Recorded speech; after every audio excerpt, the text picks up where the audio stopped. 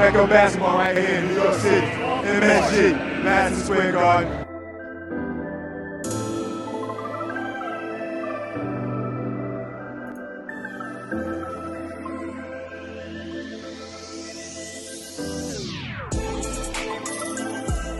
We get a first look at Kobe Bryant, who's still looking for his first points in the NBA. Payton with the spin. Bryant, Kobe's first All-Star hoop. To Garnett, back to Kobe. Bryant puts it and then tosses it over. Bryant ahead of the field, reverse slam. His creativity is amazing.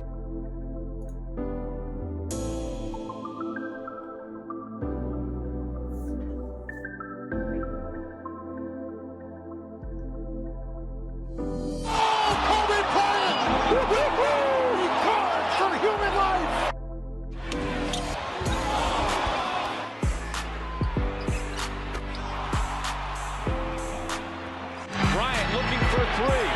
Fires up the three. Oh, he puts it in. Kobe Bryant for downtown. Kobe behind his back, splits the double, leaves it off. Andrew Bynum with the slam. Kobe did the work. And they love it in the garden.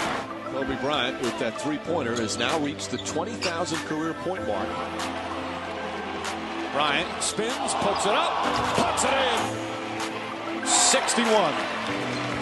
A new Garden record, Kobe Bryant, 61 points, most points ever scored here at Madison Square Garden. Bryant gets away, throws it off the backboard, out to Gasol, and Gasol knocks it down. What a play from Kobe Bryant. Oh, beautiful reverse from Kobe Bryant. And the pull-up, Kobe Bryant drills it. Last time, Knicks fans, see number 24 play here at Madison Square Garden. All right, here we go. Salute to Knicks Nation tonight.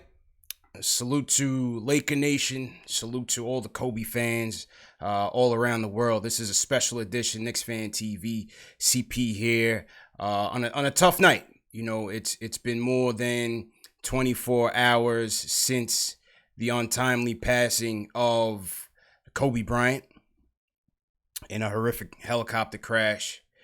And also, you know, we also want to remember that there were also 8 other people on that fatal flight, including his 13-year-old daughter, Gianna. And we, you know, we just want to send our heartfelt condolences to all the families involved, especially to his wife, who has to bury a husband, also has to bury a daughter. Can't imagine how that must feel. You know, you also had families on there that lost the matriarch and the patriarch of their family as well. So just a very horrific accident, and still trying to process what happened. And, you know, I got a lot of messages between yesterday and today, and everybody's just disappointed, just sad, you know, angry. It's very emotional for this to happen, because it was so tragic and unexpected. And, you know, what I find is that with sports, it has a unifying and a healing property to it that really it brings people together, especially when you know, we're such a fractured society and you go through your ups and downs. I feel like sports is that one thing that brings people together. And in my own experience, when tragedy struck, whether it's national tragedy or you lose sports figures such as this or celebrities such as this, I would go to my local sports talk radio show and listen to the callers come in and share their thoughts. So that's what we want to do tonight. We're going to open up the phone lines to all the Kobe fans, whether you're a Laker fan, Kobe fan, doesn't matter. Anybody that wants to call in, share their thoughts on Kobe tonight, we're going to open up the phone lines. The phone lines are available to you guys, 657-383-1509. We have the legend Chuck D is going to call in and share his thoughts on Kobe, on his life and legacy. So looking forward to that. That Chuck should be on in about 10 minutes or so. And that tonight's show is going to be dedicated towards Kobe, man. He wasn't just a basketball icon. He was a world icon. And this was certainly, again, a tough loss that we're all still trying to process and deal with. And so, like I said, this is the type of thing that helps people kind of just to take your mind off of things, a welcome distraction, and again, something just to help heal, if not just temporarily. And so, salute to everybody in the chat once again tonight. You know, we were on the way to the game last night, the Knicks-Nets. I was on the way to the Knicks-Nets game last night on the train with my dad, and that's when I found out the news. And I married into a Laker family. You know, my wife, all my in-laws, they're all diehard Laker fans, live very close to the old Forum, not the old Forum, but the Forum where the Lakers used to play. And so, you know, I am a Lakers supporter, you know, through marriage as well. And obviously when the news hit, I had to break the news to my wife, and that was tough, you know, being away from home, because it was almost like you had to explain like a family member had passed. So it was just very tough. And then it just took the whole vibe out of the event that we were going to. I mean, I almost wanted the Knicks-Nets game to be canceled because I just didn't have the energy to really put towards that game. And to be honest, I sat through that game last night. We had a crowd of 60 people, and I don't even remember one thing that happened during that game. All I can remember is the touching tributes that the Knicks provided. MSG was lit up in purple and gold on the outside, purple lighting on the inside. They had a 24-second moment of silence for Kobe. Both teams held the ball for 24 seconds, shot clock violation. And I thought the tributes to Kobe was very classy on the Knicks' behalf, and the Knicks and Nets, both of them trying to really play through it. You know, a lot of these guys really didn't want to play the game. And so, you know, for all that to transpire last night, I thought that was a touching gesture on the Knicks' behalf. And what did Kobe mean to me? I mean, Kobe was... It was a ferocious basketball player, obviously. One of the greatest of all time, one of the greatest that will ever play the game.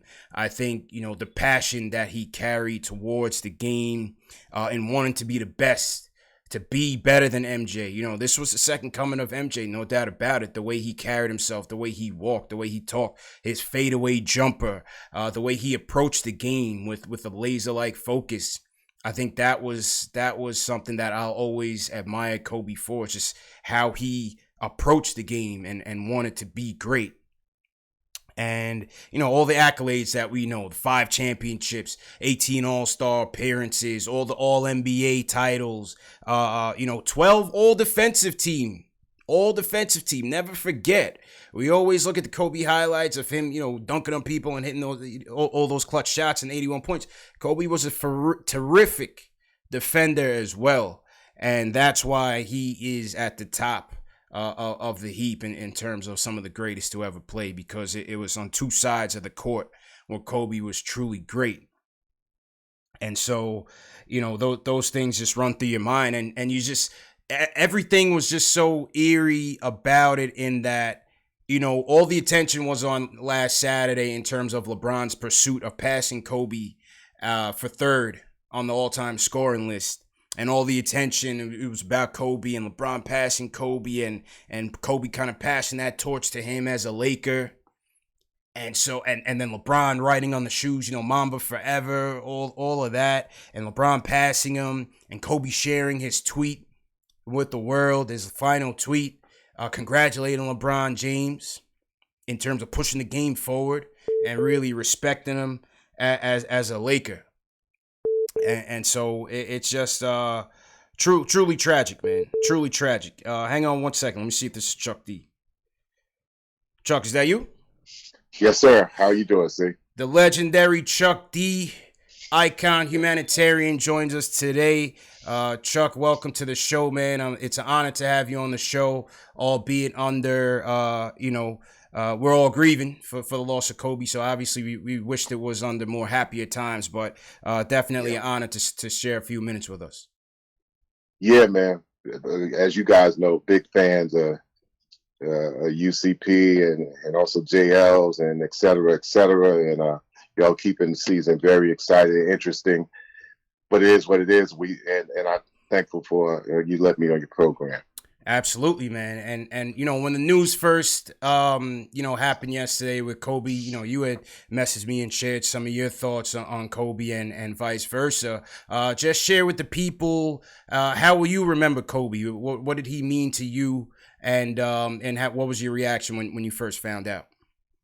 First found out, I woke up, I live in the West. So I woke up, my daughter was head of my companies, and she called me up and told me like, her boyfriend was affected and crying. And then she told me, I was like, oh, well, what's the matter? And then she told me, and I was like, whoa, okay. And it was kind of like jarring because I'm kind of like 25 minutes up the road from the Mamba College and Ball University. And so, it starts setting in. And, the first thing we're programmed to do on social media is to check everything out. Yeah. At least those that are net literate. And then the truth came pouring in, and then it hit me that, I actually had talked to the young man, Kobe Bryant, not too long ago. Last year, my group, Prophets of Rage, we were appearing on the same show, on the Jimmy Kimmel show. And went in his room and chatted it up a little bit. And actually, our conversation was about daughters, because I ain't going to talk about, music and hip hop, and he ain't going to talk about ball. So that was the common denominator. And also I said, give a shout out to your dad, Joe Bryant, because I'm from the Joe Bryant school of, this is my growing up thing. So Kobe was always this, okay, he's a new young cat. This is a young superstar. And when I first met Kobe, it was outside the old House of Blues in LA, and he had appeared as an audience member for this situation I was performing at. And right there, I met him, and this was like maybe he was 2002, 2004, in that area. He was the most memorable athlete I ever met. And I couldn't get over that. I mean, it really it stood out. It meant a lot. And he was like, yes, sir. It's a pleasure to meet you, sir. And I said, I don't know if he's putting me on. I know he ain't putting me on, but the way he presented himself showed me that this cat was different. He knew a couple of languages, which also puts you a step ahead. He had different aspirations and different likes as he grew up. He's a different cat. And to see him in a whole different mode, I was like, wow, he's mannerable. And that's what was my first impression. Kobe is a cultural icon. And usually, I mean, when I speak, I stay in my lane. I stay in my lane as a fan. I stay in my lane as a category when it comes down to music, musicology, and also some as sports. Although I know a lot, I still stay in my fan seats.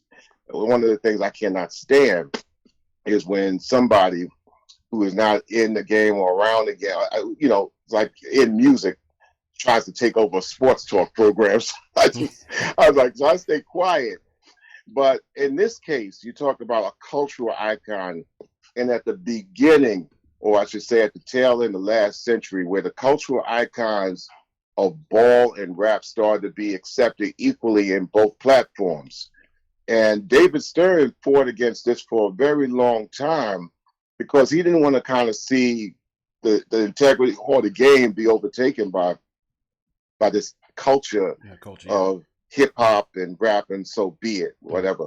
But by 97 and 98, especially at the game at the Garden, the All-Star game at the Garden, we saw the page get turned.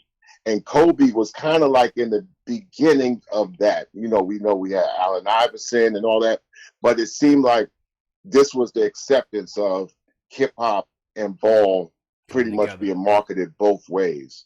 It's pretty much totally the other way now. Yeah. But that was the beginning of the dual cultural icons, where it could get marketed from the league and also marketed from the music. And Kobe was part of that first generation, a world icon, because wherever the music traveled, wherever the NBA traveled with its global outreach, they both rode similar paths of cultural respect.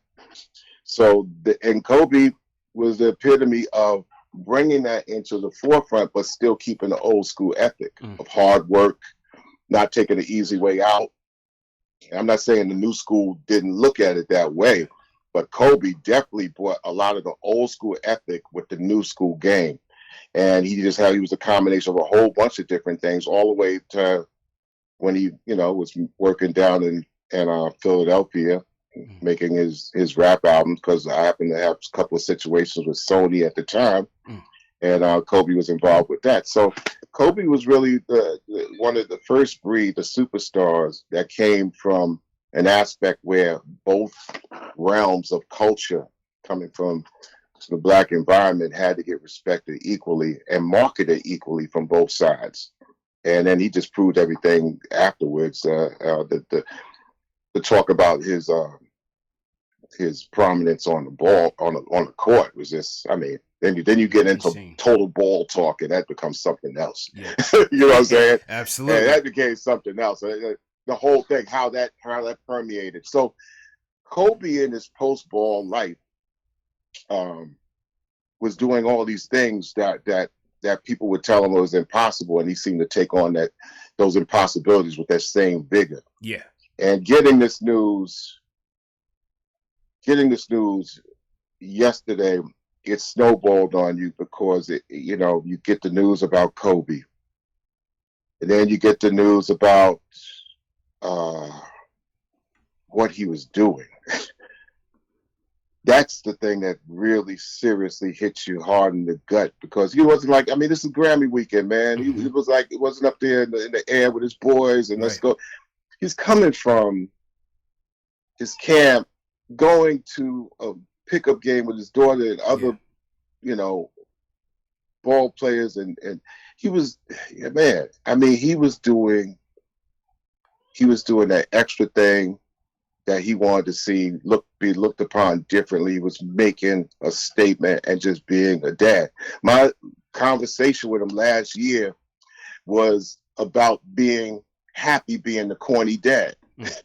My oldest is now, in their 30s and 20s, and Kobe had just entered that area of his girls hitting the teenage years. So we were talking, he's like shaking his head like, dude, I'm enjoying this period being the corny dad, man. I'm taking them to school, I'm coaching, and I ain't no big deal, man. And I'm kind of good with that. I'm like, and so my oldest daughter, who runs my company at 31, she took the picture of me and Kobe together. I pointed to her, Dominique. I said, yeah, she knows when she gets she got in my truck in Long Island throughout the years, man. I'm playing the four tops. Yeah.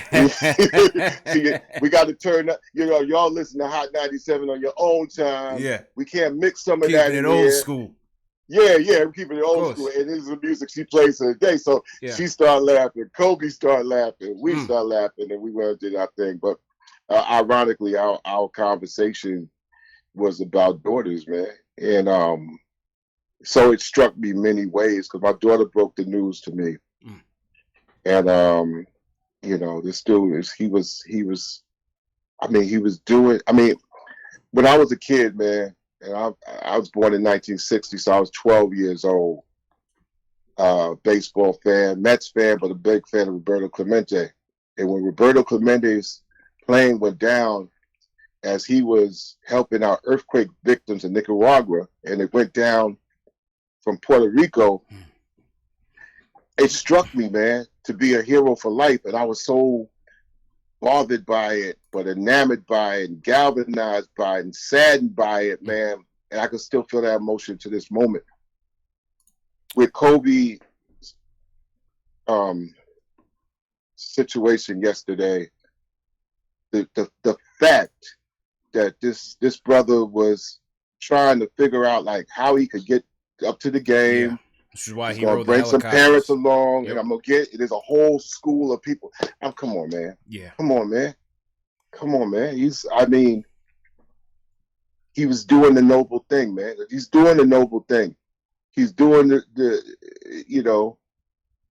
I'm doing this stuff that somebody might look on the outside and like, you an icon. Why you gotta like go to the bricks to do that? That's what you do, man. That's the most that we could say yesterday, man. It's like hug your loved ones, hug your little ones, man. You only got about X amount of time to get it in like that. and then you don't know how much time is given to you to get in anything. So So true. you just go all out, man. And I could tell you straight up on the phone, man, that Kobe going all out for his school and his kids and his daughters, and was just like what he did and planning his career, man. Don't take the easy way out, man. So that's the best I can say, man, as man to man in my last conversation with him, which was no more than 8 months ago. And you know that it's a beautiful thing that you mentioned in terms of the passion that he carried towards raising his family was the same that he carried in terms of being the best in the game. And you know, I'm kind of getting to that corny dad stage. I'm a brand new dad. My son is he's 16 months, but that's something that I really admired watching Kobe after his playing career, because it's like, as you said, he caught you by surprise by being a well-mannered dude, because on the court he was so ferocious and so focused on taking your head off on the court, just like MJ. You know, that's why they called him the Black Mamba. You know, one of the most venomous snakes in the animal kingdom. And so once he started, you know, taking his daughter around to the games, and you saw that the camaraderie that he had with the players, you saw him actually smiling so much more. And he just seemed like he was so happy and at peace with his career post-retirement. And the images that I saw of him and his daughter, and how proud he was to you know, embrace her passion for the game. As a father myself, who's trying to, you know, come up and learn the best ways to teach my son and bring him up in the values that my parents instilled in me, I just thought that was one part of Kobe that I really admired post playing career. Yeah, he wasn't doing it for posterity either. You know, you get to feel like okay, I'm Kobe. Me and my daughter going to the game, and you got cameras. You know who I am. I mean, yeah, come on. The cameras have been on him for the last 25 years. So I mean, you just you take the bitter with the sweet. You know, where the point is, you know, obviously Kobe is has always been a bit of a mystery, and he might not want a camera on him, but in this day, especially in these last 15 or 10 years, since everybody got a phone, a camera, everybody, you know, kind of like want to get the quick fame, even if they didn't work for it. He knew that wherever he went, it was going to be cameras. So he's going to try to be himself as much as possible. And I just think that he was, you know, he ain't had to do nothing as far as posterity. I ain't got to prove that, okay, I'm sitting here, so y'all take a picture to show that, you know, I'm posted up with my child. Now, it's like, yo, really, he would rather not be seen like that, or his child not to be seen on social media or whatever. But it's the adjustment of the world that we live in and stuff like that. So who would not know it better than he, man? He's like an icon in one of the most radioactive cities on the planet, and he's in Los Angeles down there, you know. So it's just crazy because I'm 25 minutes up the road. I'm not in Los Angeles, but where his camp was is between where I'm at, and also where, you know, LA is, and Thousand Oaks is where the Mamba University, I called it, and he was involved with a lot of productions, and he was making forays into the world of productions, and really smart, you know, intellectual but yet entertaining areas that would entertain them. Like for example, just a couple of weeks ago, and not to get long-winded, CP, but when he was on the sideline and he spoke a little bit, I think he spoke a little bit of Slovenian over the Luka Doncic. Yep. Come on, man. That's extra, man. That's different, man. It's like this dude is like, and Luka even had to turn around and say, "What?" Yeah. Caught him completely off guard. Exactly. This dude's a world person coming in, you know, come up in Italy, and a lot of that has to also, you know, go to his parents too. Yeah. Joe Bryant and his moms who said, "Okay, we're going to take the ball career," but you know, a lot of ball players, and you know, they were afraid of the world. But then there was also ball players in the 80s, man, people like Eddie Johnson, Bob McAdoo, Michael Ray Richardson, that said, we're going to go over and we're going to live and play in Greece and Italy, and we're going to be the forerunners of all that. And the Luka Doncic's are the seeds of the cats that came out, the Detlef Shrimps and Drazen Petrovic and all these guys who made the inroads over there. So the back and forth started back then. Right. And Kobe was at the seed of that, Right. a seed growing up in that. So we got to pay attention to that. Growing up in Philadelphia, you know, Public Enemy's biggest market in the United States was always Philly. So, you know, we had a lot of crossroads. And like I said, I thank you for letting me come on the show, because I try to, like, as a fan, just be silent and watch the fans do their thing. I like to sit in the fan seats. I reject the sideline seats, although I get invited and offered. But I catch up with y'all at the Garden. I will be out in the fan zones. And but when it comes down, I felt that this was a legitimate time to talk about somebody in sports icon, because he was cross-cultural and a great young man, great human being. And that's the most that you ask for. It's what I try to always think, that integrity is not a bad thing for hip hop to have. I think a lot of cats got behind the steering wheel. I don't really criticize a lot of the hip hop cats, but I also let them look at themselves. And that's one thing with the NBA, that at least David Stern had a lot of cats looking at themselves and says, yeah, you know, you could elevate yourself if you're over 21, 22, 23, 24. I mean, the streets really ain't got no name. They shouldn't have governance over integrity and some dignity. And I think that, you know, I always thought that hip hop could be similar. It marches by its own drum, so to speak. Right. But you do admire that the young ball players are at least guided with some integrity, that they know that, yeah, regardless of what they feel on the moment, they got to also have a little bit of diplomacy to talk to people, to treat people like they would like to be treated and respected. So I admire that from sports. And so when I try to bring that over in the areas of hip hop and culture, I try to make those parallels. Although sometimes if I have to get old school critical, a lot of when the new players say they get galvanized by what they hear, I'll be sometimes saying, like, you got pumped up over that.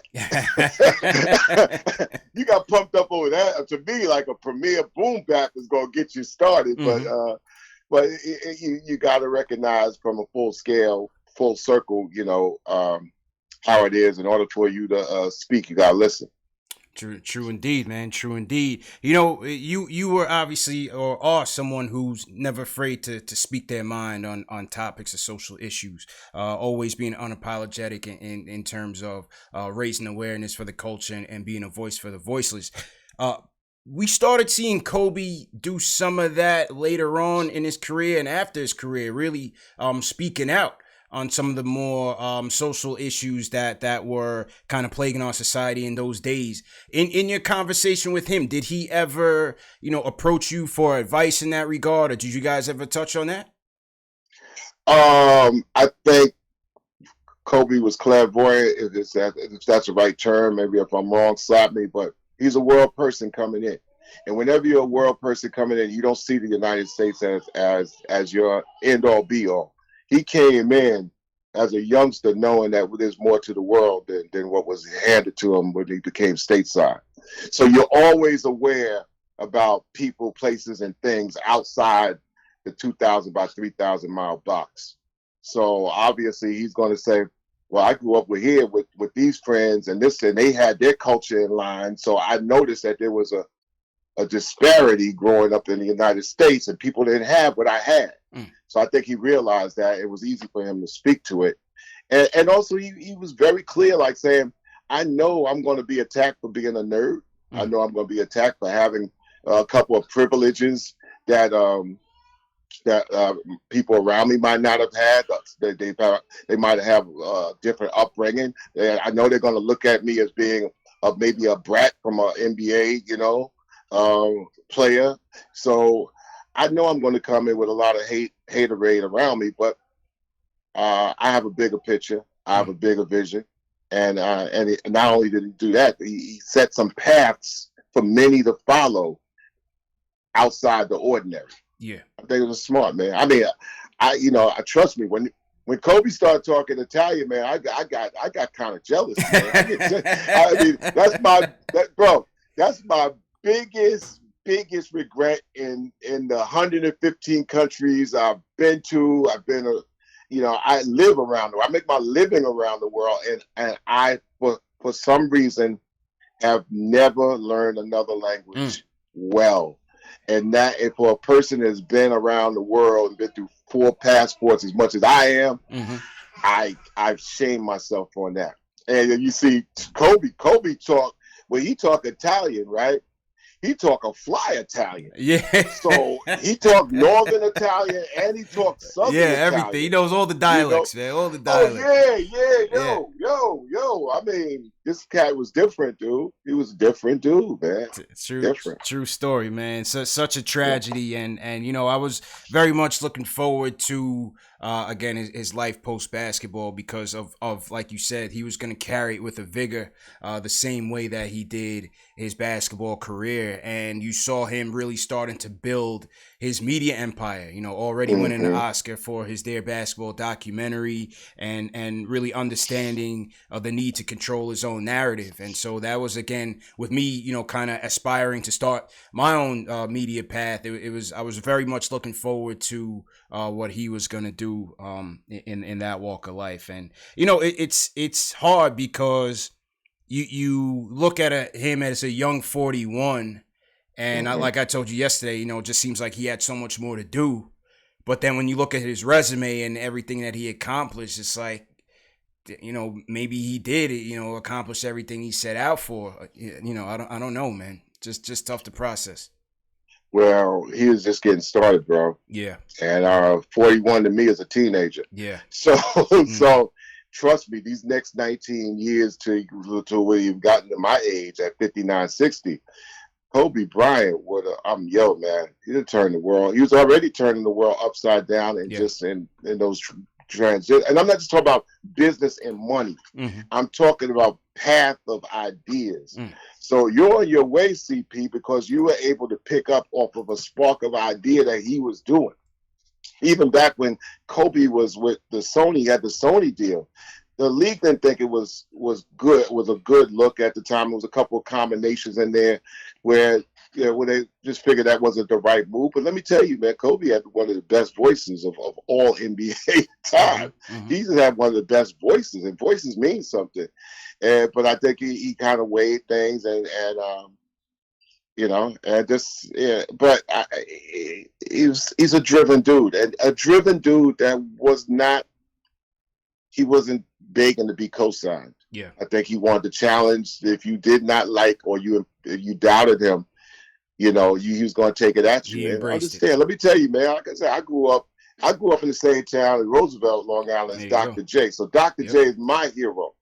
Out of Dr. J's co-player with the Sixers is Joe Bryant, right? And Jelly Bean Joe Bryant out of St. Joe's is like, he was nasty on the breakaway, So, I mean, you want to talk about Dr. J's your uncle, you know what I'm saying? You coming up looking at Jordan, and you coming in the league in the 90s, late 90s. Yo, man, a lot of cats, man, was just like doubting Kobe, man, because they was like saying this kid he's got everything handed to him, and he had the chip on his shoulder to say, no, I ain't had everything handed to me. I'm gonna show you what this is. It's true. It's true. He carried himself with such a hunger and a tenacity towards the game. So true, man. Couple more questions, and again, I definitely appreciate the time. Where would you stack Kobe up amongst the greats? I mean, we like to call you an OG on the show. An OG is someone who saw the Knicks from their heyday to the Bernard era, Patrick era, and so on, all the great moments. So you've certainly seen a lot of good basketball. Where would you stack Kobe up against some of the greats? Oh, brother. Now I'm going to see the tweets fly in and all the comments. I stay out of that, bro. I know you stay out of that arena, Chuck, so I'm bringing you in, man. I'm bringing you in. Man. Kobe, man. Kobe's on a Mount Rushmore, 20 faces. How about that? I stay out of that, bro. Because, I don't want cats to be coming and commenting like, man, dude, just stay to the microphone, son. Hey, that's what it's all about on KnicksFanTV, Chuck. You got to come with your takes, man. That's why I type I involve myself in typing, man, and I say I'll type my small little bit. Because let me tell you this much, see, and I'll be short on it. It's like I gotta remain as a neutral, anonymous situation, especially this century. Cats are a little bit more sensitive. They have contact. They have connects with everybody. So one word get around to another. It's like I could end up breaking somebody's like day and stuff like that. It's like, yo, my pops used to raise me on you, and then the minute that you say I should have got traded, man, it's like the family start coming at me. So I stay on the anonymous, stay in my OG lane, and keep my opinion kind of like on the low fan seat thing, and try not to go public with my opinion. Right. Even when it comes down to our team, the Knicks, I got ideas I could share privately, but I can't go public because, trust me, it'll get around, and I end up breaking vertebrae, man. So I mean. So it's all good, man. And again, once again, appreciate it, Chuck. Once again, if you guys are watching, we have the legendary, the icon, Chuck D on the line with us, just sharing his thoughts on the untimely passing of Kobe Bryant. Chuck, just two more quick questions. Yeah. You said you didn't want to touch on the Knicks from that perspective, but once again, Chuck, this is Knicks Fan TV, man. You got to come with your takes and be confident in it. Again, it's been a rough season for us. Obviously, we know that. With the second half coming up, just what's your overall takes on the state of the team and what you're looking forward to in the second half? Yo, man, we looking like we got flow, and we got Peyton at least looking like our first point guard in a minute. Mm-hmm. We got a coach that's looking like he's like saying that we're not allergic to the 15-foot and 12-foot jumper. We go to the hoop and we get some old school 3-point plays sometimes instead of getting up into brick hoisting territory, because the tray is an NBA disease to many. Mm-hmm. So I think that the way we look at now, right? If it was at the beginning, and not to take anything from Fizz, who's my dude too, but it seemed like the positionless basketball don't work for us. It's like this is the position. Yeah. You play blue collar hard ball, and don't try to be a star in New York, because you can't be we be bringing in cats, man, and the radiation of New York City, man, makes it turn into microwave square garden. Yeah, you always say that, man. The cats be coming in, man, and their eyes is big, and they got all kinds of rap songs in their head, and it's like, yo, man, you get melted in New York, man. So New York kind of grow our own, and then pick up pieces along the way. I feel Julius Randle next year in a position of being a piece. I feel Frank is about Frank. Yeah. We need to hear about Frank, Chuck, because the Frank topic is one that really, really gets the chat boiling right now on two sides. I know. Let me tell you, I got great friends. I'm in France a lot. I'm in Paris a lot. Frank did work last year. When Frank is amongst black folk, especially in France, he's super confident, man. He could do no wrong. He damn near like a young Luka, as he was in the pro leagues over in Yugoslavia, I should say Slovenia and all the Baltic places. Mm-hmm. But I don't know how many friends or how many mentors are in New York and in the United States that Frank could really feel like he's finally could deal in the United States. And that's to me, I think that's a major obstacle. It's like when you internationally coming into the United States, and especially a place like New York, yes, it's very similar. Paris and New York, they like sister cities, brother cities, especially from the black standpoint. You go into Paris, you got about 5 or 6 different nations that's making a black folk in Paris. So you don't feel like you're alone, because you know the regions and you know the hot spots. It's similar in New York, but it's kind of different. And I don't know how many people could be around Frank to make them feel comfortable. So I think that another coaching change might have jarred them off a little bit. I think he's become more New York guys, more nationalized. He might find his comfortability. What are you coming in? 18 years old? 19? Yeah, he was 18. All right, 19-year-old, you straight out of France, right? And I don't even think he's from Paris. I think he's from he's from Strasbourg. Strasbourg. Yeah, exactly. So you out in a mid-central country town, and now you coming into New York, man. There's so many similarities, but it's also key to have somebody guide you through culturally and also professionally to make you feel confident when it comes down to it. So, I mean, it's a pro sport, so they're going to put you out there, and either you get eaten by the wolves or you beat the wolves. So you ain't going to find a lot of people that feel sorry, but hey, we got him. He shows signs. He plays defense. He's long. And the Knicks problem sometimes is when somebody gets 24 and 25 and they go to another team or another city, they excel. So we stuck with it. And I think Frank is going to be that dude when he turns 25, 26, 27. He's going to know his role, and he's going to be nasty. And we're going to be like, damn, we had him.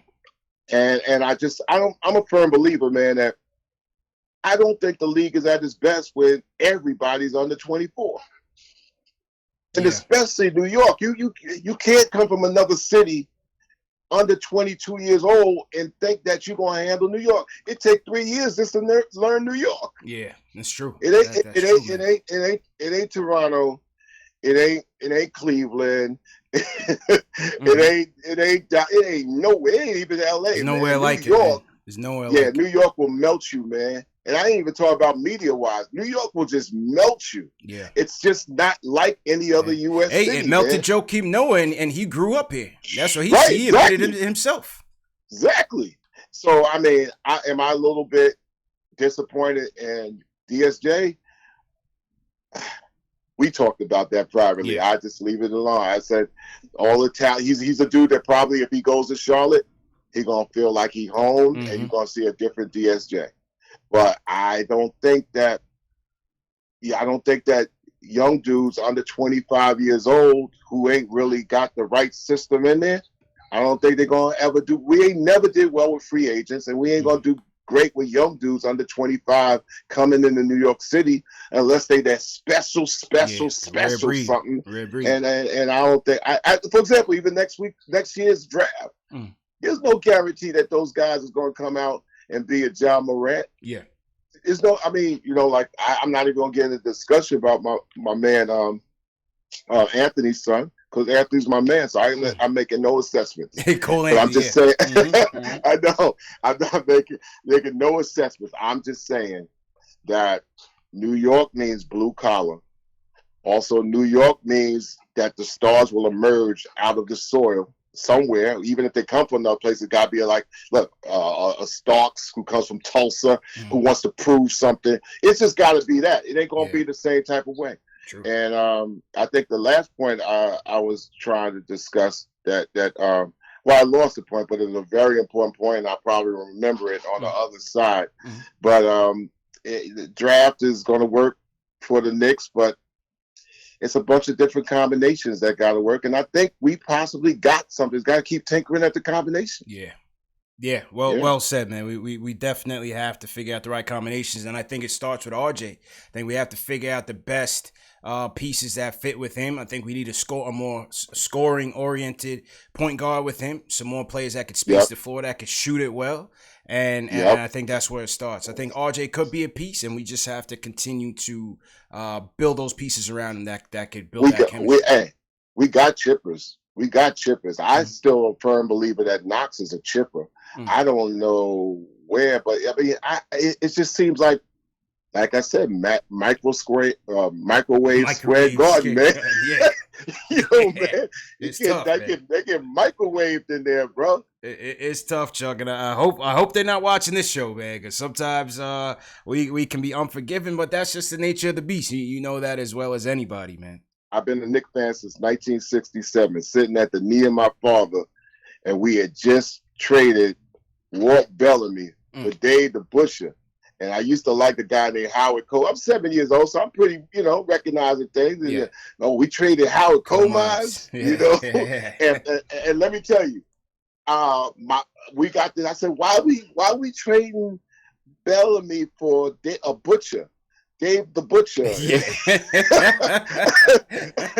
and I used to call Willis Reed Rebound Reed. Yeah. They always used to say Rebound Reed, and Clyde Frazier wasn't Clyde just yet, but just that next year I followed them a little bit more recognition. It was the 68-69 Knicks, and I kind of was sad because we lost the Bill Russell, but the 69-70 Knicks is like, okay, I'm 2 years in of understanding what's going on. I catch the Mets at the same time. I'm a Jets fan, and in 1969, I'm 9 years old. I'm like, we always gonna win championships. So the bottom line, straight up, is like, I was 12 years old when we won our last championship as a Knick. And I just thought it was going to happen forever. And here I am going on 60 this year. So we got to treat anything that comes, when it comes, treat it special, man. True. So we even treat like getting close special, like Akeem blocking, fingertip and John Stark's shot. So, you know what? That's a championship to me, I guess, Close. And you know what I'm saying? I mean, and that's why we treat our heroes special, man. Yeah. Like, Derek Harper means something to us. Doc Rivers means something to us. When Doc Rivers, man, gave his all and he went down. It's like, so that's when these people come in the Garden and cats give them a warm applause, those that were there. And remember, we just want the effort, man. We want the effort. And when the effort is not there, you start asking questions. You don't become a boo bird. But then it all points right back to how we started this conversation. When Kobe Bryant was out there, yo, man, this dude, man, wanted to leave no doubt on the floor that he was like putting out 1,000,000,000%. And he didn't. And he ain't have many NBA friends. True. That's a true story, man, and well said, Chuck. And like I said, man, I definitely appreciate all the time you gave us. I only asked for 10 minutes. You gave us that much and more. Next interview, Chuck, hopefully we could do another one, 2020 style. We got to do a complete history of your fandom of the Knicks and really educate this fan base, man. I'm really anticipating that next interview. Hey, man, you know what? There's no other city. There's no other arena. There's no other situations like yourself, like TV blog situations like yourself, to a setup for a winning basketball team. New York is set up, man. That's why. Oh yeah, this is the point I was going to say. I give a salute to Steve Stout, but he comes from the music business. The Knicks need no branding. The only branding is winning, man. Winning cures all, man. That's what I was saying. Winning is the only brand, man. Yeah. Because if you branded without winning, it's corny, man. They could come up with all kinds of uniforms, gimmicks, kinds of midgets being shot out of cannons and the whole nine. Listen, man. If you're not winning, man. True. It's true, man. This not like a popcorn rap game where all of a sudden you come from nowhere and all of a sudden get a Grammy, man. Nah, man. This is New York. This is what, man, blue collar, man. That's it. Blue collar. That's what now, we know that's the rules. what we appreciate. We know the rules changed and all that, man. But at the end of the day, man, blue collar, man. Blue collar is the best brand for the Knicks right now, because everybody that stepped into New York, they might not be able to play in New York when they are Knick on an everyday basis. True. But when they roll up in the microwave square garden as an opposition, they come in to go back home with a story. It's true. And that's been the narrative over the last the whole century, other than a couple of years. Yeah. We going to New York. We gonna win, and we're gonna have a good time in New York before we bounce up out of there. We got to change that, man. We got to change that. That's going to come with the players and not necessarily a rebrand. But Chuck, man, once again, I really appreciate all the time that you gave us on this somber evening when we're remembering an icon like Kobe Bryant. Again, it's important to give our legends their flowers while they're still here. So, on behalf of the chat, all the Knicks fans worldwide, Long Island in the building. I see a lot of Roosevelt cats in the chat. Yeah, shouting you out. I like to also, man, say that I had one criticism of the Knicks, and I told the upper brass this. is that we got to get rid of that corny font on the uniform, man. This is like these Dollar Tree fonts, bro. No offense to maybe offense to Dollar Tree on that one, man. It's the Dollar Tree font. Yeah, man, Dollar Tree font, man. Bring back the Arc, man. The Arc, New York, man. Chuck, you gotta talk to Mills, Chuck. I saw Mills at the game yesterday, but you gotta talk to him, Chuck. Tell him, throw that suggestion out there. It goes deeper than that. They got Steve Stout, man. So Steve Stout is probably gonna bring some P. Diddy design to the Knicks, and I'm like, nah, man. No, man. It's like get rid of the Dollar Tree font. Don't let so much, don't let, man, get it right, man. And maybe we're cursed because of that. It might be, man. Something, a little tweak, I wouldn't mind a little tweak, tweaking. That's what I said. The uniforms are fine. The font is the font straight across. Yeah, garbage, man. Yeah, they gotta bring that back. It's like going to the Yankees and trying to turn that NY into something else. Yo, man, nah. It's true. Nah. It's true, get man. Get that arc back up in New York and get rid of the the auto what do you call it, AutoZone font. Man. Yeah, I'm telling you, man. I'm telling you. Anything you want to say to the people in the chat before we sign out? Man, stay strong. Love y'all. Yo, man. Even though he was an opposition, man, we could use some of that heart that Kobe, every time Kobe came to New York, he was like saying the Knicks suck. Yeah. So we got to just like, like I said, man, I was 12 when we won. I'm 59 right now. So in my lifetime, I like to see us, be up there. Our city is made to have a team do well. It's the radio. Look, we got the voice of the NBA announcing our games. Yeah, it's true, man. every year, out of all of us, CP, Mike Green goes to the NBA finals. Yeah. He's the only one. He goes to the finals, man. He's the only one, man. I'm telling you, I need to see the Knicks go down the Canyon of Heroes. I saw my Giants do it already. I saw my Yankees. I just need to see my Knicks before it's all said and done for me, man. Yes, sir. Absolutely, right. Chuck. Well, like I said, Chuck, once again, thank you so much for all that you've done for us and continuing to speak for the culture and to carry the culture forward. Being a voice of the voiceless, it's a task that no one asked for, but we certainly appreciate. And continued success to you. And like I said, I hope our next interview we'll take a deeper dive on the Knickerbockers, man. But thanks again for sharing your thoughts on Kobe. Yeah, man. Anybody who wants to follow me, I do one social media. I do all the social media, but my daughter runs the other one. But I do Twitter personally. Mm-hmm. It's at Mr. Chuck D on Twitter, and I go nonstop to try to promote, your and JL shows. But yeah, we appreciate wholeheartedly, man. We definitely appreciate all the love and support that you showed our channel and our movement, and we thank you so much for supporting us. Are you kidding? Y'all saving our season. It's tough, Chuck, man. Going through that 82 game grind in the off season is a hard thing to do, but I love my team, man. So you're saving our season, bro. Yeah. Saving our season, and it's my joy and my pleasure, man. So all the best, man. Salute all y'all out there. Thanks again, Chuck D. Thank you so much, man. That was the legendary Chuck D. Come on, hit that thumbs up for Chuck D, man. Hit that thumbs up for Chuck D, the legend, the icon, Chuck D, calling in to share his thoughts on the Black Mamba, Kobe Bryant, giving us some Knick talk as well. You can't make it up, man. You can't make it up. I told Jay Ellis this one day. We were walking through the garden. And we were talking about, should we stay on the video? Should we stay on the podcast? What should we do? I said, JL, just keep it consistent. I say, you never know who's watching, man. We're doing a great thing right now. The show's really kicking up and the fans are loving it. And boom, out of the broad daylight, Chuck D was one of those guys that just threw us out of blind promotion on Twitter. And like I said, we certainly appreciative of that gesture. So anything we could do to put some positivity on a tough season, we'll definitely do that. So once again, salute to Chuck D for giving us some time and thoughts on Kobe for sure. Salute to everybody in the chat once again. All my Long Islanders from Strong Island, throw a LI in the chat. Let's salute Chuck D in that way. If you're a Chuck D fan, a Public Enemy fan, throw some comments in the chat.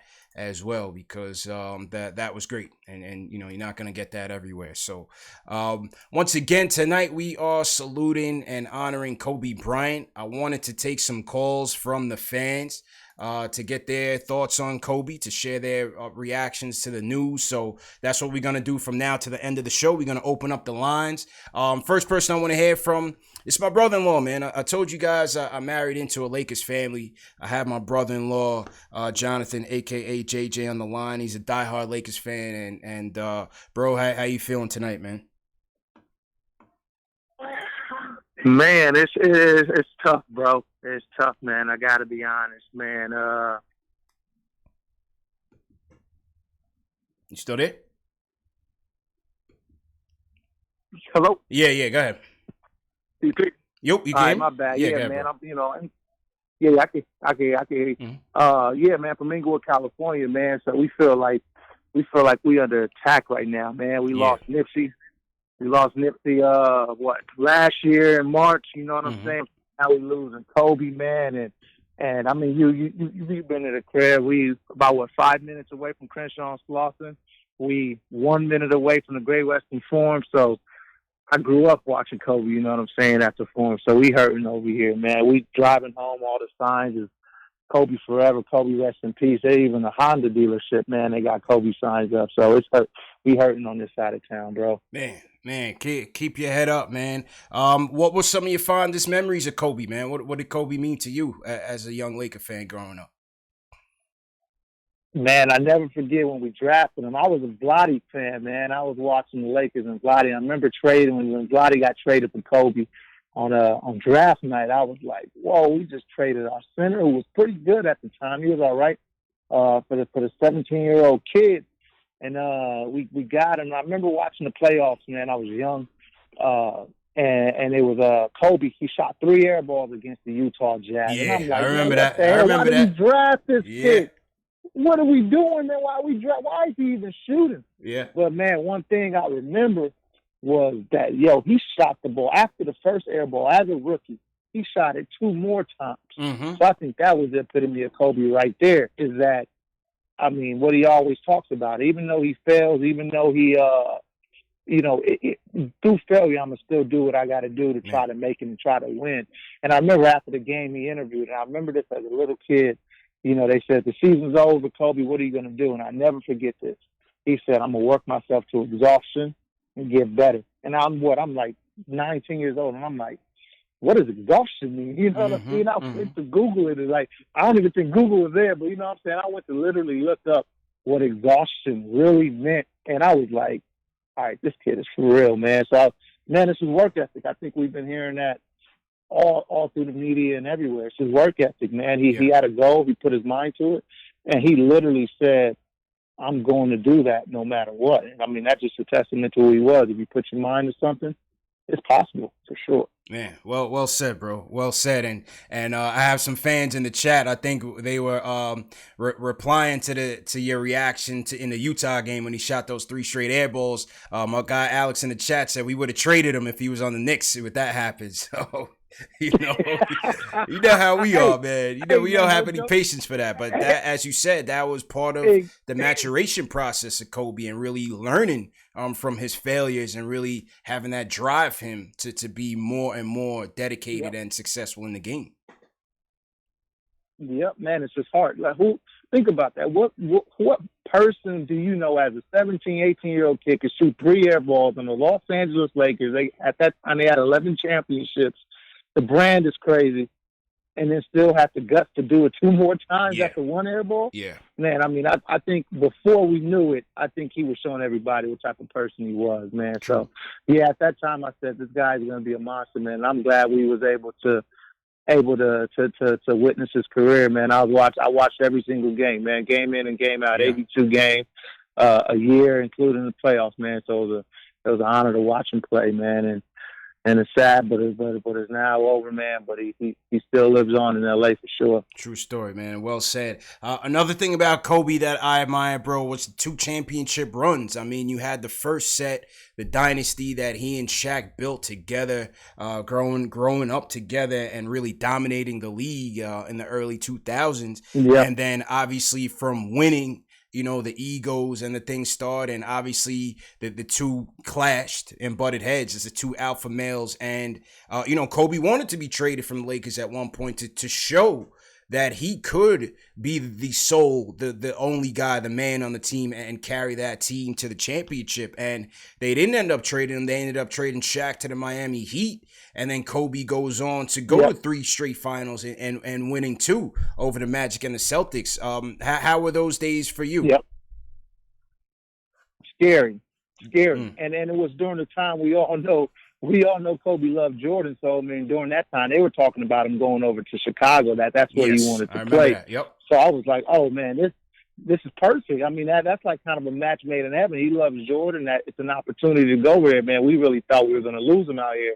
But again, that goes back to Kobe. I think once we got rid of Shaq, and I love Shaq. Shaq was one of my favorite Lakers of all time, man. But once Shaq left, I think Kobe took it on as another challenge and said, all right, I got to show everybody that, yeah, don't get me wrong, Shaq was the big diesel, but I can win without Shaq. And he did that. He brought 2 more championships to LA, and we lost to the Pistons. And we went to another final against the Pistons and lost. We lost in the Western Conference Finals against Dallas. So, I mean, we was right there. When we lost to Dallas, that was for the three-peat. You know, so I think he could have easily had a 3-peat there. So, the Mamba, man, he was whatever he wanted to do. He told himself he was going to do it, and he did it, man. Yeah. So yeah, during those times when he threatened Los Angeles with leaving, oh, you better make sure we had to do what we had to do to keep him, man. That shout out to I believe that was Jerry West. He kept the right man, right? He kept the right man, and he went with youth over the diesel, so and it worked out well for us. It definitely worked out well, man. Yeah. Well, bro, man, you know I love you, bro, and hold your head. Again, my condolences to everybody, Laker Nation, Kobe fans worldwide. You know, definitely a sad day, especially in LA. Like you said, not even a year that we lost Nipsey. And that one crushed me. And again, you know, this Kobe news, LA is definitely taking a hit, man. But like I said, in these times, it certainly brings people together, especially during fractured times. So, you know, hopefully there's better days ahead. Absolutely, man. Yeah, thank you, man. You already know, man. Love you too, man. Love the show. Love KnicksFanTV. I mean, it was always, you know, obviously an LA coast to coast thing, LA versus New York, man. But since you had your show, man, and really, man, you've been educating me on the Knicks, man. So I found, you know, I like the Knicks, man. I root for them, man. Hopefully one day it's the Lakers versus Knicks championship round, but obviously we got to win, you know what I'm saying? But definitely would love to see that LA versus Knicks in the finals, man. That's what it is. But keep doing your thing, man. Love KnicksFanTV. That's what it is, man. KnicksFanTV is the future, man. Mamba out. Appreciate you, bro. Appreciate it, man. That was my brother-in-law speaking so waxing poetic about Kobe and the Laker days. You know, I wanted that fan perspective, and he certainly has a deep knowledge on Kobe and those times. You know, Kobe was the superstar that, if you're around our age range, and I'm 35, my brother-in-law's around, he's in his 30s as well. You know, when we came up and started making sense of basketball, MJ was already at the top. He was already the top dog at the sport. So you already came in and MJ was there. And then the torch gets passed to Kobe.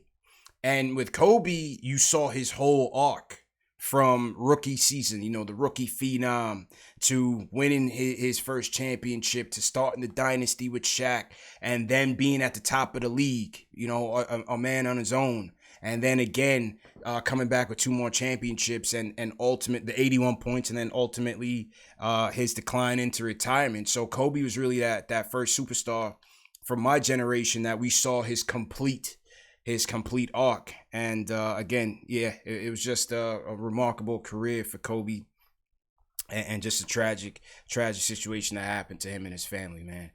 Next caller up, Ari's with us. Ari, how you feeling tonight, bro?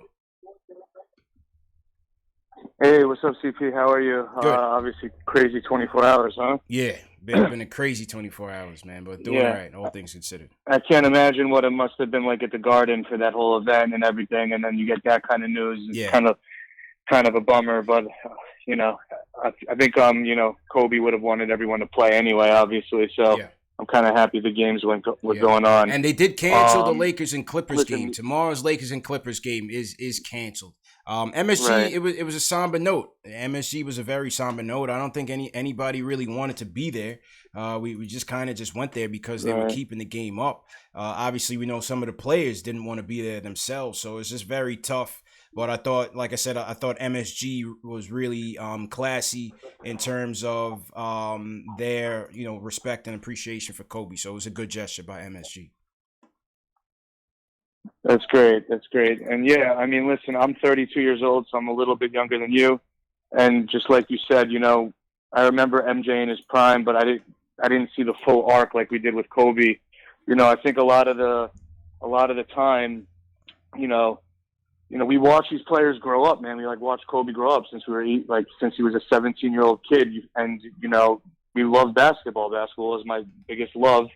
And you know, you're with these guys, and you watch them grow up, and they become almost like superhero figures to you. You know, like my childhood went down in that helicopter with Kobe. You know, I was talking with my friends, and we were just like, remember back when we were like 6, when we go to the park and like we would just hoop and you do the fall-away jumper and you're like Kobe, like you're like I'm Kobe today, Yeah. and all that, you know. And like, I'll be honest, I was an Allen Iverson guy more than Kobe, because I was an undersized point guard, but I always respected Kobe Bryant's work ethic and just how seriously his workman-like approach to the game, the whole Mamba mentality. It's something that transcends basketball. You could apply it to anything, whether you're a lawyer, you're a doctor. That whole mentality is anything, and I think that's what why it resonates so much more. It's like hits differently than like when Robin Williams or like someone else super famous passed away. I just want to say my favorite mellow moments was I tore my Achilles basically a year after, or 2 years after Kobe tore his Achilles. And I remember I tore it the same way, playing basketball. And I was going left, so I was pushing off the right, same injury. And obviously you're playing pickup. You don't do the 2 free throws, right? Because you're playing pickup. But I remember in my head, I was like, you know what, I'm walking off this court. I'm like, my friends aren't going to carry me. I'm going to walk off this court.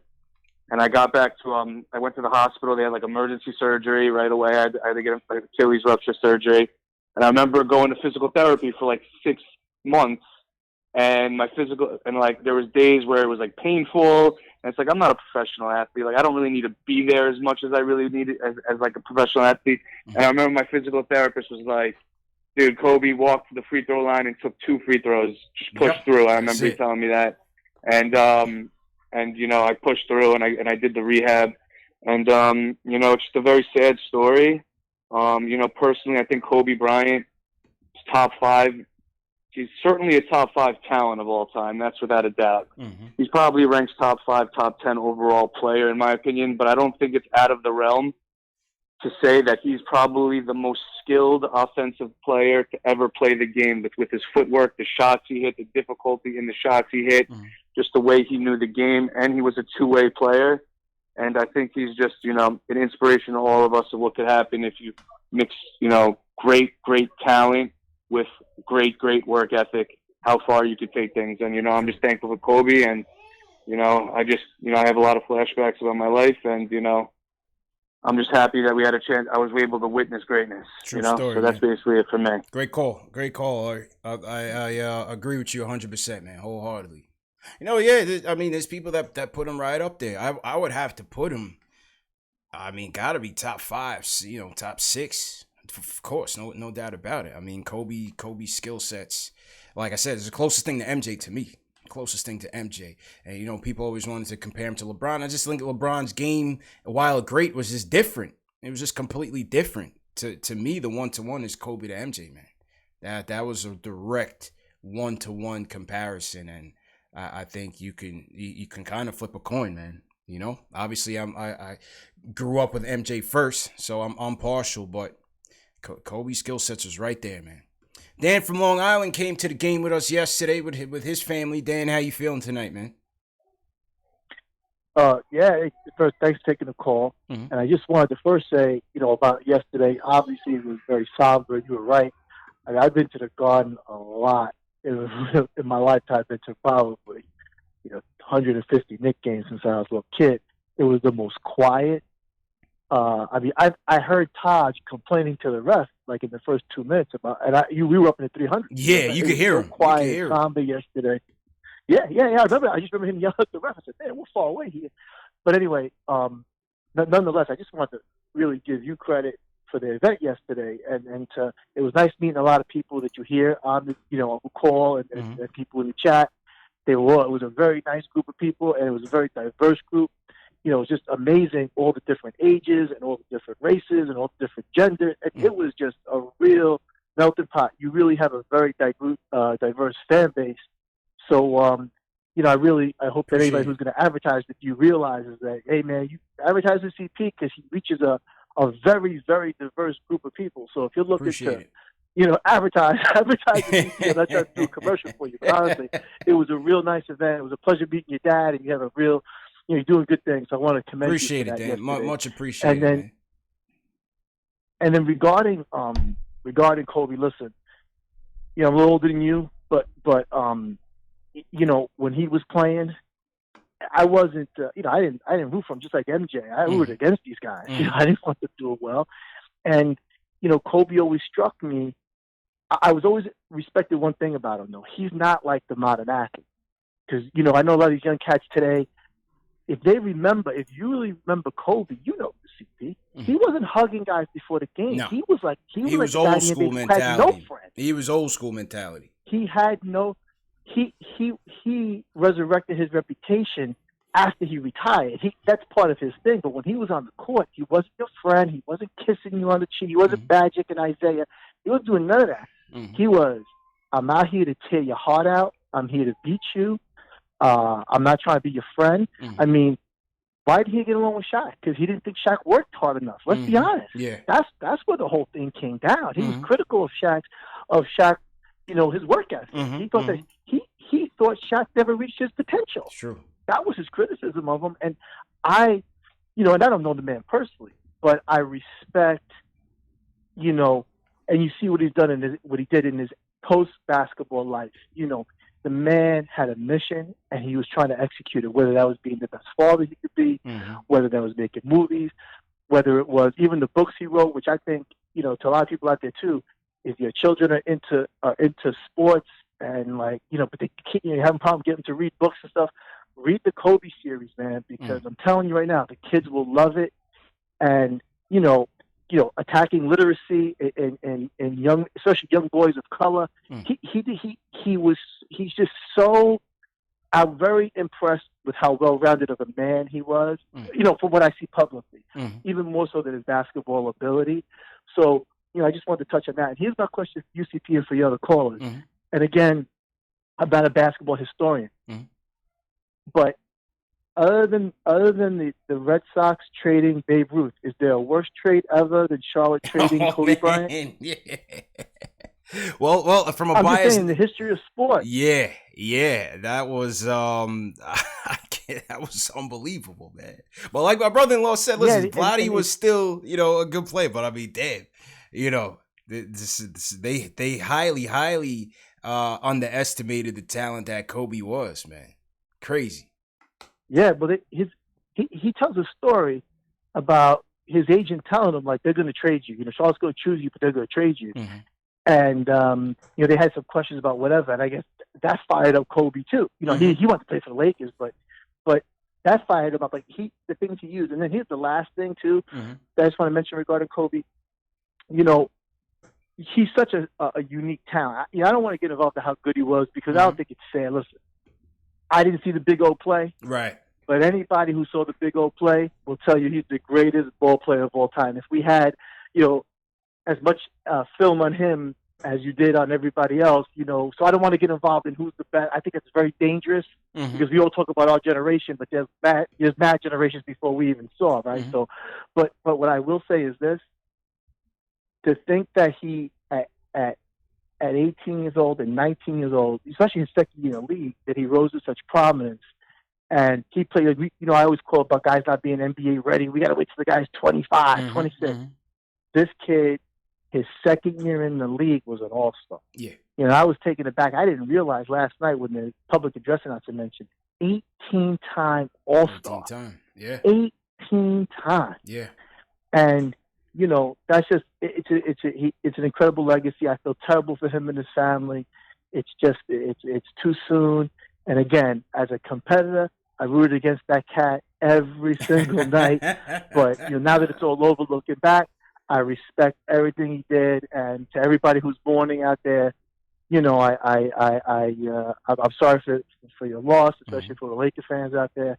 And and that's it. So CP, thanks for taking my call, man. Keep doing good work. Oh, and good job with Chuck D, man. He's another one from Long Island. So that's it, man. I was a big fan of his when I was a kid too. So it's great that you got him on the air too. Yeah, right? man. I'll talk to you soon. Big fan. Thanks a lot, Dan, and thanks for coming through last night. Pleasure to meet you in person and your lovely family as well, man. And thanks for supporting. And you're right, man. We did bring a nice group out, and that's one thing about Knicks fans, man. It's the camaraderie is unparalleled, because if you love the Knicks, there's a certain thing in the back of your head that's just it's not a crazy thing, but it's kind of like some sort of defect. So that's why we all get along, you know what I mean? Because to support this team that has been losing for damn near 20 years straight, you gotta have some sort of kind heart to yourself, You're a loyal fan, man, and so that's what it is, man. But yeah, me too. I was the guy. You respected Kobe just like you respected Jordan, but you always want to see somebody take him out. So I love that Portland team because Rasheed Wallace was one of my favorite players, and they had Scotty and Sabonis and Steve Smith, and you're like, yo, this is the team. They're gonna knock the Lakers out. They couldn't do it. Then you went to Sacramento. You're like, this is the team. This is it. Chris Webber, Bobby Jackson, Mike Bibby, at Stojakovic, Vlade. This is the team. They're gonna do it. They choked. And then, Detroit basketball finally got it done. Once they got my man Rasheed, made that trade for Rasheed, then they had Chauncey, Rip Hamilton, Tayshaun Prince, Ben Wallace. They were able to knock the super team, the Lakers super team, out. So, you're always looking for that team that was gonna unseed those Lakers. But when you're the winning team, when you're the Yankees of your sport or the Patriots of your sport, that's just how it is. People get tired of seeing you win. They just want to see who's gonna upset, who's gonna be the underdog to come and take them out. And so that's kind of how I was. And this picture is from the 1998 All-Star game at MSG, and I was fortunate to be at this game. This was, I believe, the only game I saw Kobe play in. I went to Knicks-Lakers. Me and my wife went to Knicks-Lakers in 2012, I think, or 13. I don't think he played. He may have been hurting with the Achilles injury by then. It's either that or he was, well past his prime. But the All-Star game in 98, I remember vividly being in that building. It was expected that it was going to be MJ's last All-Star game because he was expected to retire. So you had MJ in there, you had Kobe in his first All-Star game putting on a show, and I'm just a kid in there just bug-eyed, seeing all these superstars on one court. Kevin Garnett, Tim Duncan, you had Penny out there. Penny was one of my favorite players ever, and it was just crazy. I was sitting damn near next to Dr. J. It was just crazy. Grant Hill was playing in that game. That was a classic game, and there were no Knicks in that game. But again, that All-Star game in MSG 98 was one of the last of the great ones. No doubt about it. Salute to everybody in the chat once again. Let me just reset real quick. We're going to run the show for about another 15 minutes or so. So if you guys are on the line, just try to make your points quick. I want to try to get to as many callers as I can. Once again, this is KnicksFanTV. We're just doing a special tribute live stream for the great Kobe Bryant. We just heard from Chuck D earlier on in the show. If you missed that part of it, just, rewind once the show's over. You could rewind up to the first 10 minutes or so when Chuck D comes on and gave us some real kind words for Kobe and just really reflecting on his life and his legacy. So thanks again to Chuck for sharing his thoughts. I want to shout out all the super chats that came in. Alexander sends us a super chat. Johnny P, thank you. Will from LI says, thank you so much, CP, for the platform. Will, thanks for being one of our day one supporters. TB sends us a super chat. He says, beautiful interview. Great to hear from the legendary Chuck D, a Public Enemy, and the 9-8 posse. Thank you. Thanks a lot, TB. And once again, thanks to Chuck D for coming on and blessing us with some wisdom, as he always does. Let's hear from Will from LI. Will's on the line. Will, how you feeling, man? Hey, CP, what's going on, man? How's it going? Good, bro. How you feeling tonight, man? Good. Listen, man, I sincerely meant what I said with that message because yesterday, you know, I was on Twitter and everything. It was like something I've never seen before. It felt like the world was like still and quiet everywhere. And, you know, through everything, you know, I just had, you know, the Knicks Twitter group that, you know, you set up. So, you know, I really do appreciate that. And, you know, we were talking, sharing information, and it was just great to know, I wasn't going through it alone, and I had somebody or a group of people to talk to who was feeling the exact same thing I was feeling and all that. And that's just a testament to you and you making this platform. So sincerely, I really do appreciate it. Thank you, bro. Yeah, man. No problem, man. This one hit differently, right? Because, you know, my cousin is a long-time Lakers fan. Me and him always chopping up. He's like, hey, yo, New York sucks, man. When's the last time New York won? This, that, and me and him always chopping up. My favorite cousin. But, you know, he loves the Lakers, and I hate him. But, you know, we'd always watch games. And, you know, I was a Kobe hater the same way I was a LeBron hater.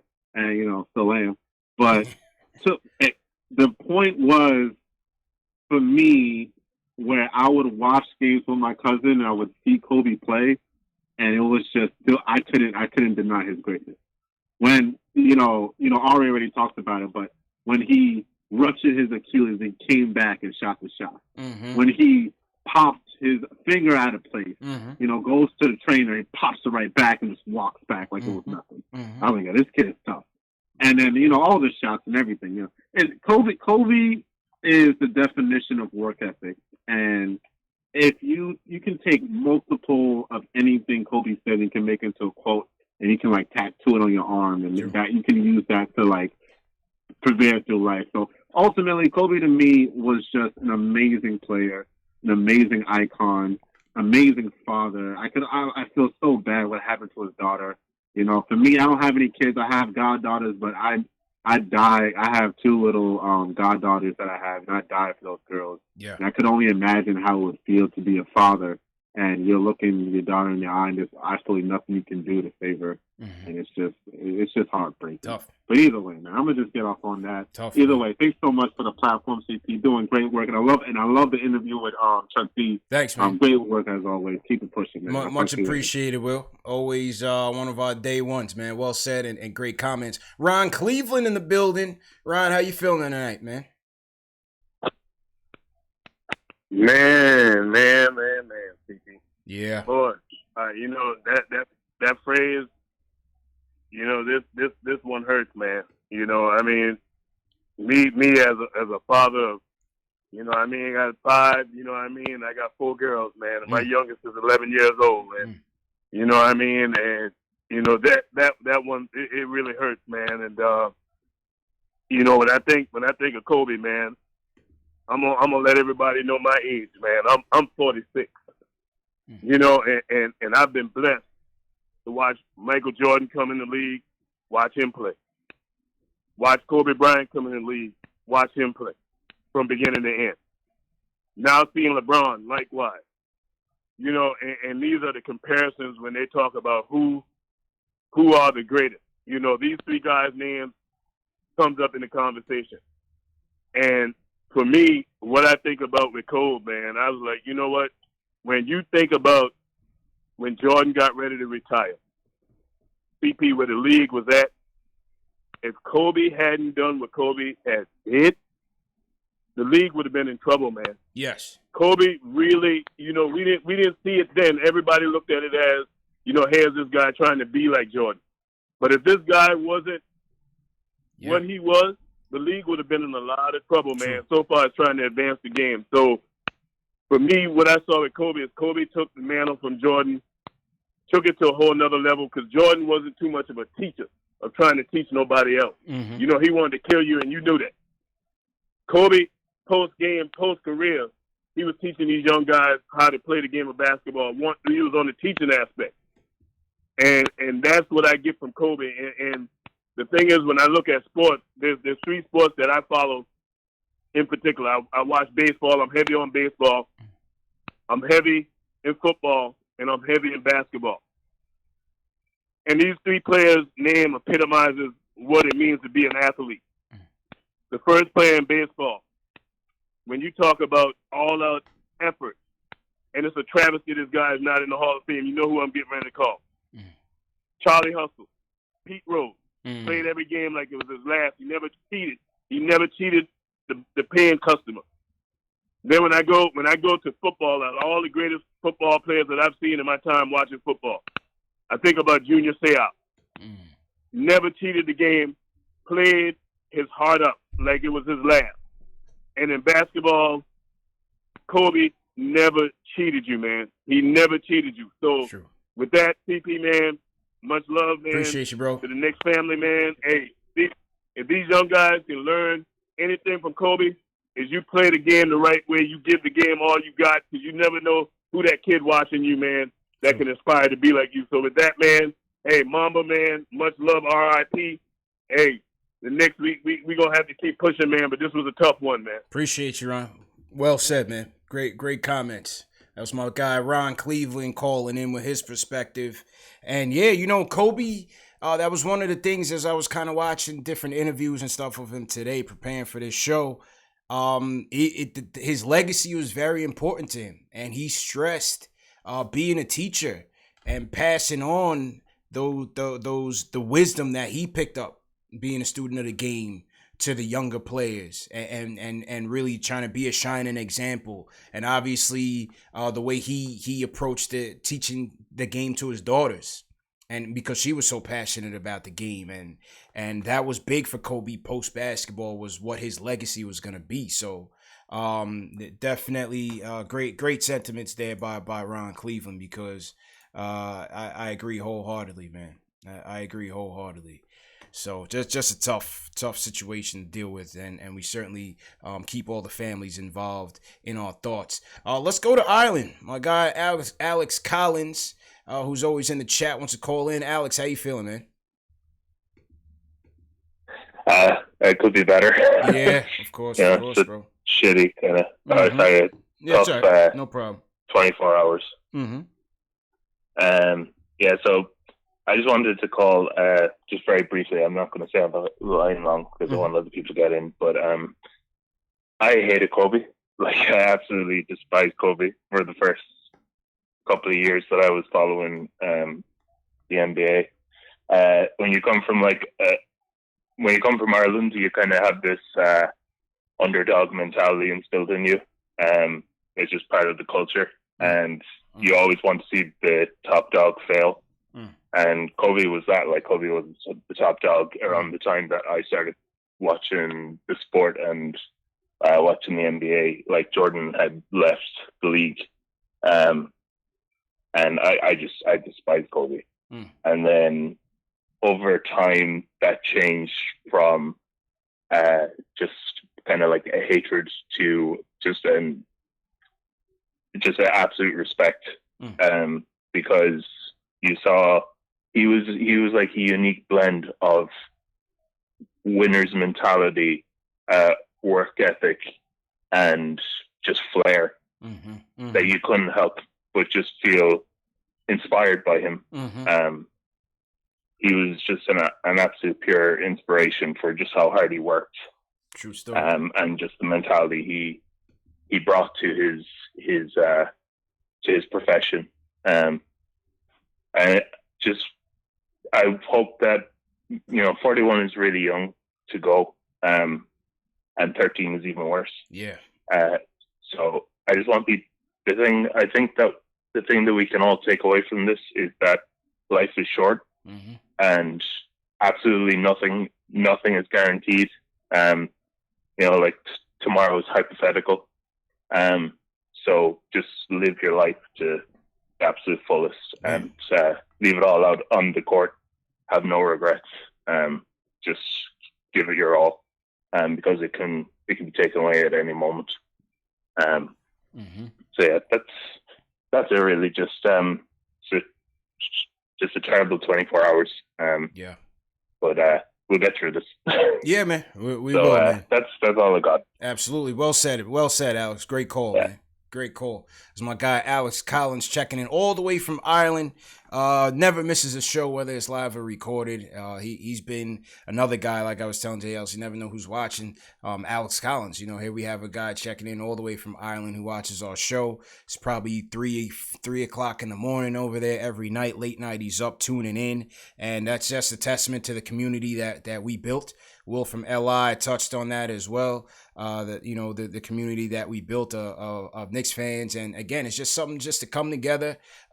Take your mind off of some of the downsides of life, right? We all go through our ups and downs, but I think this platform and sports in general on a larger stage, it's just about bringing people together, man. Especially in tough times, when there's so much bad and negative going on in the world. So we try to do the best we can. But great call by Alex. And like he said, man, you gotta live it like it's your last. As cliche as it sounds, that's definitely the way that I try to attack my life now. I think as I've gotten older, your perspective changes, and then as when I became a dad, and as you start to raise a family, your perspective changes even more, because now it's about like, all right, set my son up for the future and making sure that he's well taken care of. And like I said earlier, what are some of the values and how I want to bring him up and teach him along the way. And so that's how I kind of attack it. You have nothing to lose, and that's why I started KnicksFanTV. I'm like, yo, what do I have to lose? This is my passion. I love sports. I love all my New York teams, and I love talking about sports. And so that's just how I carried it, and the work ethic that I brought to really trying to build this platform. So I definitely appreciate everybody for supporting it. But my point in saying that is, just like Alex said, you got to go attack it. Whatever your passion is, it may not be media. You don't have to do a YouTube or podcast, whatever it is, whatever you love doing. Go at it with a ferocity like Kobe did. Go at it with a ferocity and just attack it, man, because you have nothing to lose. Take that leap. Take that leap, man. And so that's all I have to say in that regard. Last call of the night is going to go to my guy Worldwide Wes, a fellow Long Islander. Salute to Chuck D once again. Wes was a huge Kobe fan, and I asked him to call in. So Wes, I think it's quite appropriate for you to be the closer of the night, man. How you feeling, bro? I'm a little, in a somber mood and everything, and I appreciate you hitting me up to, ask to give me my thoughts and my personal experience on why I came to be so, such a fan of Kobe. To me, on a personal level, there's so many parallels of my life and Kobe Bryant's life. Things, adversities he's faced, things that I faced. You know what I mean? And I first was introduced to Kobe when I was about 11 years old. He was a senior in high school, a junior in high school. And I remember they aired one of his high school games. And back then there was no YouTube. So you had to get the Slam magazines and you had to read the columns on all the upcoming players. And for whatever reason, his name, his look, his style of play, it all just it grabbed my attention. So I'm telling people, this guy, just he was saying, I'm gonna be the next this and that. I'm telling dudes Kobe's gonna be the next big thing. Kobe's gonna be the next big thing. I never cared about the Lakers. You know what I mean? And to this day, the Lakers are my number 2 team in the league because of Kobe. So because of Kobe, I got into basketball. You know what I mean? And I was terrible when I was 11, 12, 13, 14 years old. Mm-hmm. But I seen how hard Kobe would work. He'd outwork everybody, and that was his mantra. So for a whole year, every single day, I played ball. You know what I mean? I practiced by myself, rain, sleet, snow, and it's talking about 20 degrees weather. It didn't matter. And in my mind, I was Kobe. You know what I mean? So this just is my own personal journey that was reflective to where, Kobe's personal journey. And as I grew, he grew as a player. He became known as, the best player in the league. And, later on in my life, obviously, I didn't make it in basketball, so I had to segue my energy somewhere else.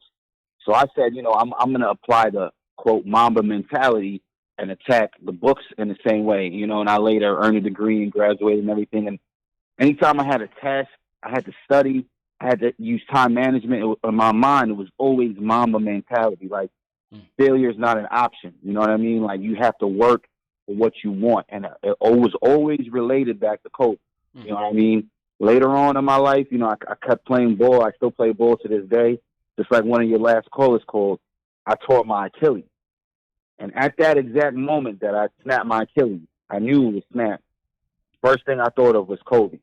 And I said, listen, if Kobe could persevere through this, that gives me hope that I can make it through it. So every day in rehab, every day, I couldn't walk. And then when I started playing ball again, it was like a joke.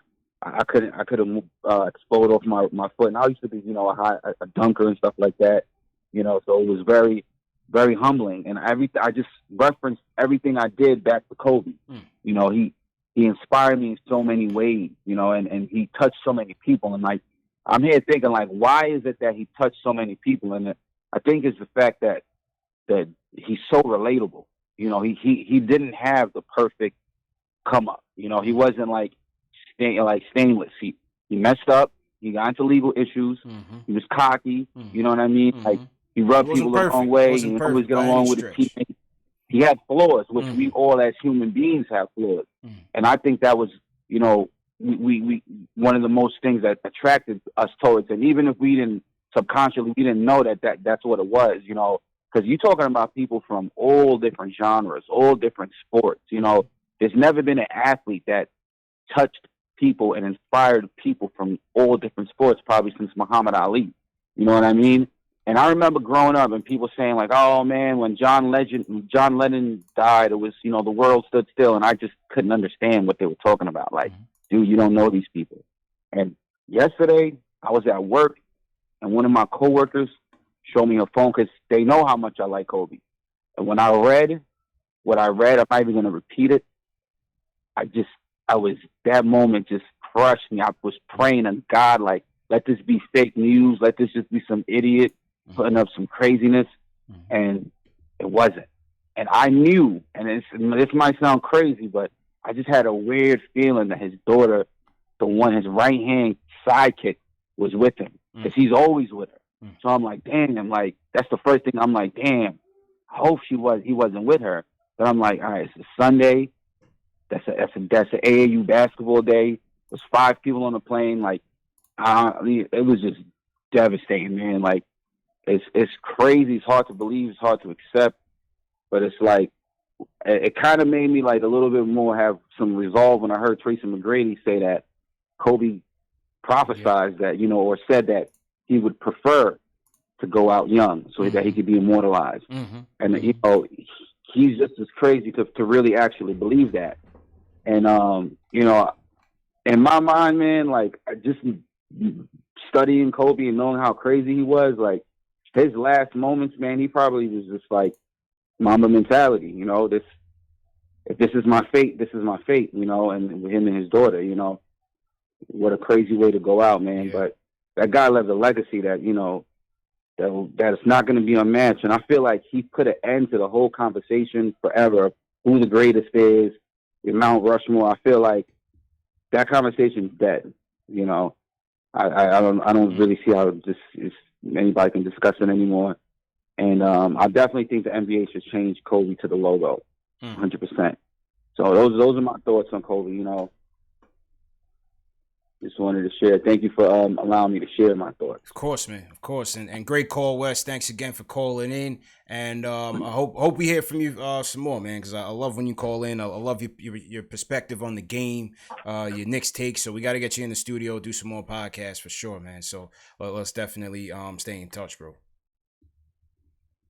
Definitely, man. I'm with it. You already know, man. All right, man. Take it easy, man. And that was my guy, Worldwide West, closing the show with just a personal, testimony to how Kobe really impacted his life and how he carried himself and the work ethic that he would emulate from Kobe in terms of anything in his walks of life that he did. So, you know, that's just the impact, just an example of the impact that Kobe had on people. And so, like I said, I thought it was real important for Wes to share his story, because he was certainly a diehard Kobe fan. So salute to Wes for sharing that. And salute to everybody who tuned in, man. Again, I just felt like it was necessary, you know, between last night being at the game and not really being there and being present there, but you know, and then today with people still trying to struggle with really what happened. I think we still trying to figure it out, because it's just so, you know, crazy and tragic that this would happen to someone who had such an immortal spirit. And so once again, we remember Kobe tonight. We express our condolences to his family. Obviously, he lost his daughter horrifically in that crash, 13 years old, and there were several other people who lost their lives as well. So we remember them as well, and keep their families in our thoughts. LeBron released a post on Instagram. You guys can go on Instagram.com, go to LeBron's page. He just posted a tribute to Kobe. So go ahead and go on Instagram and check that out. And obviously, you know, LeBron has to be crushed, devastated right now. Just the way everything played out. You know, Saturday night was all about LeBron and Kobe, and LeBron passing Kobe for third all time. And then the next day, Kobe passes away. Like, you just can't make these things up, man. It's just so crazy timing-wise. The tribute that LeBron put on his shoes for Kobe Saturday night. And when I saw it, and it was like Mamba Forever, Mamba for Life, I was just like, wow, like, you know, the tribute is almost like Kobe's not here. And then, boom, you know, not even 24 hours later, he wasn't. And so it's just so crazy. Kobe was, you know, expecting to be inducted into the Basketball Hall of Fame this season, along with Tim Duncan and KG. Obviously, that was a speech that we were looking forward to hearing, that we won't hear. But, you know, obviously we know that he is no doubt a Hall of Famer. And Wes also talked about, you know, obviously some people, the detractors, wanted to talk about the personal issues that Kobe was experiencing. Obviously, you know, there was controversy there in 2003. I won't harp on it, but I think the point is, I think we should also give people, salute people when they try to evolve from those situations. You know, obviously what was alleged was horrific, but at the same time, you know, you saw him trying to repair himself and grow from that. And so I think we also have to give credit for redemption and evolution in that sense. And so that's how I'd rather remember Kobe, and obviously as the player, as the father, and as the man. So Kobe, we definitely appreciate all that you did for the game. We thank you for all the memories. We don't like what you did to the Knicks all those times, but obviously as one of the greats who you know, appreciated the history and the love for MSG, you know, we understand it. And yeah, that's just it, man. That's all I'll end with. Once again, rest in peace, Kobe Bryant. Salute to everyone who tuned in tonight. And we'll be back to our regularly scheduled Knicks programming tomorrow night. I believe it's Knicks versus Raptors. So Shane Mack also sends a super chat. So thanks a lot, Shane. I appreciate the love. Shane came to the game last night, so it was a good time meeting him and so on. Knicks versus Hornets. Knicks versus Hornets tomorrow night, 7 o'clock. So we'll be back post-game live, regularly scheduled programming, back to debating Knicks. But tonight was about Kobe. So once again, salute to everybody who tuned in. Thank you very much once again to Chuck D for checking in with us and sharing his thoughts. Very much appreciated. And I think overall this was a solid show. So salute to everybody who called in with their sentiments, everybody in the chat with their sentiments, and we'll check you guys back tomorrow night. Knicks versus Hornets post game, man. See you later, everybody. Mecca basketball right here in New York City, MSG, Madison Square Garden.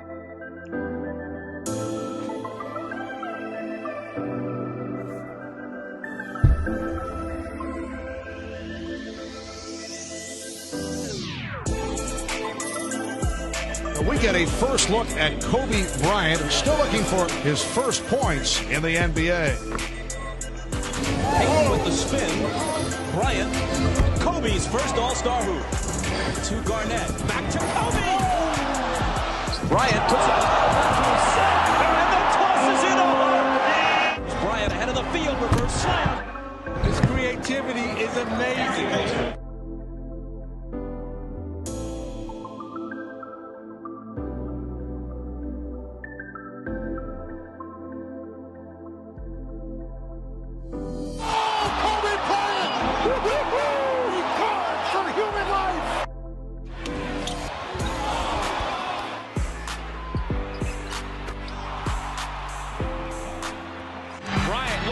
Three. Fires up the three. Oh, he puts it in. Kobe Bryant from downtown. Kobe behind his back, splits the double, leaves it off. Andrew Bynum with the slam. Kobe did the work. And they love it in the Garden. Kobe Bryant with that three-pointer has now reached the 20,000 career point mark. Bryant spins, puts it up, puts it in. 61. A new Garden record. Kobe Bryant, 61 points, most points ever scored here at Madison Square Garden. Bryant gets away, throws it off the backboard, out to Gasol, and Gasol knocks it down. What a play from Kobe Bryant. Oh, beautiful reverse from Kobe Bryant. And a pull-up, Kobe Bryant drills it. Last time, Knicks fans see number 24 play here at Madison Square Garden.